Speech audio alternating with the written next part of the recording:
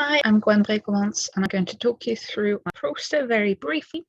I'll start with some background. So we're looking at second language speech learning, where it's known that when you're trying to learn a new language, it's hard to learn the sounds that you don't already have natively. But in the speech literature, phonetic training has been shown to be useful. And particular seminal studies that we're focusing on and that we're trying to replicate with our research plan are studies from the early 90s by Logan, Lively and Pisoni, as you can see here, that trained Japanese learners of English on R and L. And the key thing they found was that having high variability versions of training with multiple talkers was advantageous compared to low variability of a single talker. As a result of that, this high variability version has become the standard paradigm, but it's a less established effect than is often thought, which is why we're aiming to replicate this.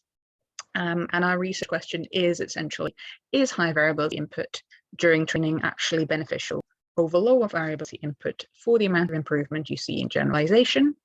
Key hypotheses, first off, assumption that yes, that is the case. And secondly, there might be a benefit after having had low variability training for hearing trained talkers. You might do better on those than on novel talkers. Now, you might wonder why replicate this kind of research in the first place if it seems so established. There's three key reasons.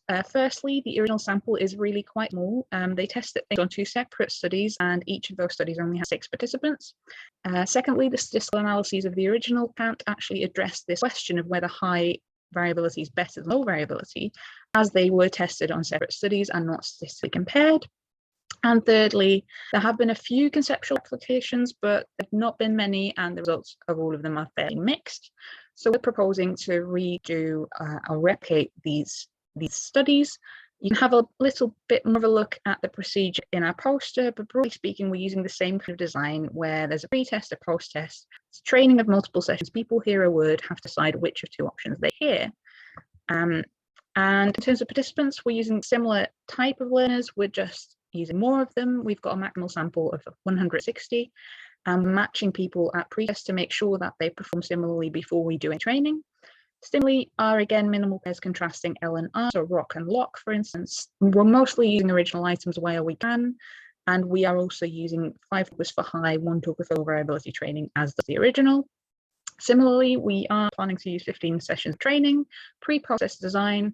We've done some small changes to our measures of generalization where all tests measure generalization to novel tools and novel items. We're also adding an exploratory part where we're adding individual differences to see if there are any patterns in difference we find.